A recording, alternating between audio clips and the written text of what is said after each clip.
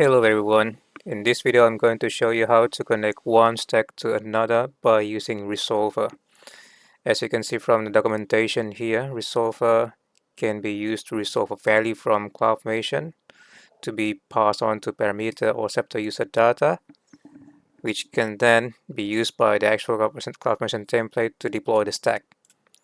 And one of the most common case of using resolver is when the original resource was created outside of CloudFormation, which means there is no output section for it for that resource, which can be used by the next CloudFormation stack that depends on that resource.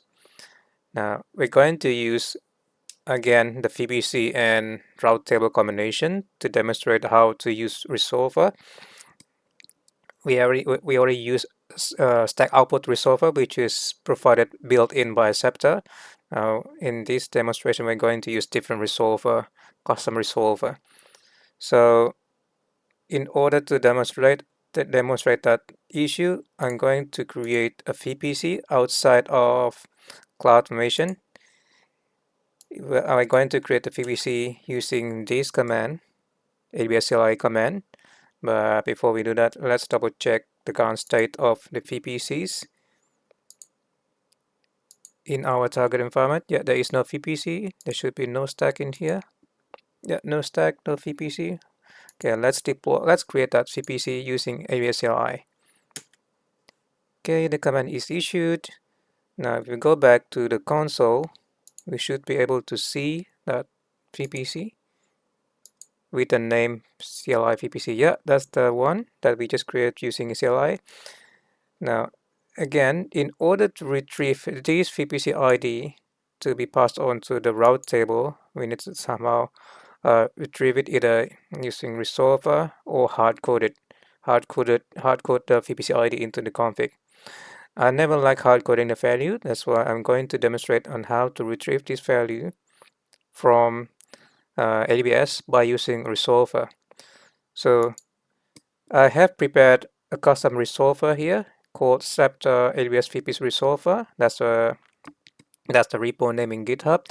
The way we can use it is by specifying this resolver term, this resolver directive, providing exclamation mark, and then that's the directive, and then providing the name of that resolver.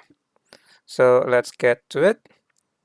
We go back to Visual Studio Code, and I have prepared here another config for that will use the previous route table template. So it requires the name for the route table, and it requires the VPC ID. Instead of hard coding the VPC ID in this parameter, I'm going to use that resolver, custom resolver sitting in GitHub. Now remember, in order to use that resolver, we need to install it first. Let's see what happens if we don't install that resolver. I'm going to issue the command sceptre launch -y ec2 route table 3yaml. See, it will complain about what I don't know what to do with this directive. So we need to install it. Let's go back to that GitHub page to get the installation instruction.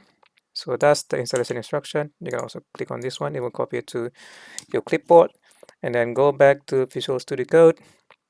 Just paste that command to have it installed in your virtual env.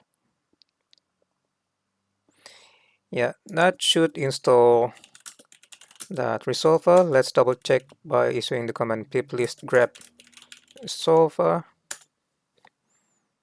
There we go. That's the resolver installation. It is installed. Now, this time, if you want to issue the command by having this resolver defined, it should not complain, and just proceed with it.